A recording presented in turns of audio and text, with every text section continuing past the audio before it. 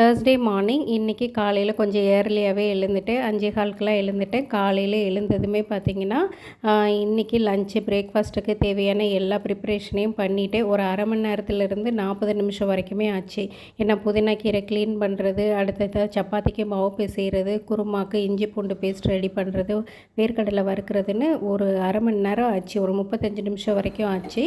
அதுக்கப்புறம் சமையல்லாம் கடகடன்னு ரெடி ஆயிரும். இந்த சமையலுக்கு முன்னாடி பண்ணுற வேலைகள் தான் கொஞ்சம் அதிகம். இந்த காய் கட் பண்ணுற வேலைங்கள்லாம் கவுண்டர் டாப் பக்கத்துலேயே நின்று வெங்காயம் தக்காளி மட்டும் கடகடன்னு கட் பண்ணி கடகடன்னு தாளிக்க ஆரம்பிச்சிட்டேன். சாதம் வேகிறதுக்குள்ளே இன்றைக்கி எல்லாமே ரெடி பண்ணிடணும் அப்படின்னு சொல்லிட்டு குருமா வச்சிடணும் அப்படின்ட்டு குருமாவும் பொட்டேட்டோ ஃப்ரையும் பண்ணி முடிச்சிட்டேன். அடுத்தடுத்து குழந்தைங்களுக்கு டிஃபன் கொடுத்துட்டு தான் புதினா சாதத்துக்கே ரெடி பண்ணினேன். பொட்டேட்டோ ஃப்ரை வந்து 5லேருந்து 10 நிமிஷத்துக்குள்ளே ரெடி ஆகிடுன்னு வச்சுக்கோங்களேன்.